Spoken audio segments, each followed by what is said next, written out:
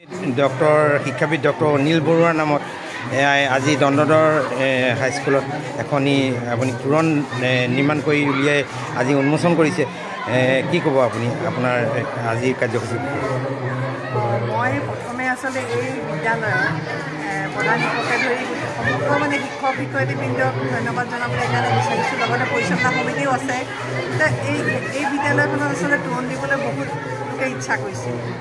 প্ৰাক্তন ছাত্ৰীও আছিল, অন্য গোলাঘাটৰ অন্য প্ৰতিষ্ঠিত ব্যক্তিও আছিল, কিন্তু তেখেতসকলে অনিল বৰুৱা ছাৰৰ যিটো অৱদান দেখিছিল সমাজলৈ, বিশেষকৈ তেওঁ কলেজখনলৈ দেৱৰাজৰ মহাবিদ্যালয় গল্ডেন জুবলি, ডায়মণ্ড জুবলি বা নাকৰ ক্ষেত্ৰত তেওঁ যিখিনি কষ্ট কৰি অৰিহণা যোগাইছিল সেই কথাখিনি গোলাঘাটৰ সকলোৱে জানে। সেইকাৰণে ছাৰসকলে মোক ঘৰত গৈয়ে ক'লেগৈ যে আমি ছাৰৰ নামত অনিল বৰুৱা ছাৰৰ নামত আমাৰ তোৰণখন হোৱাটো আমি বিচাৰিছোঁ।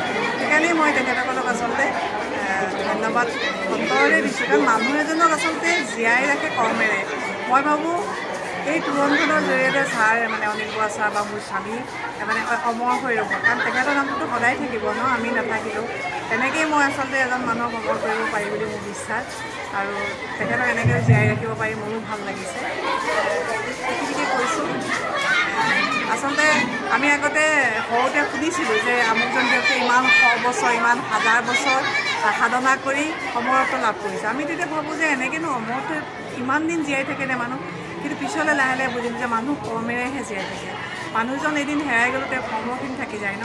যিটো কাৰণে আজি এই বিদ্যালয়খনৰ সমূহ শিক্ষক শিক্ষয়িত্ৰী বৃন্দই বিচাৰিলে তেওঁ কৰ্মৰ কাৰণে, সমাজলৈ দিয়া অৱদানৰ কাৰণে।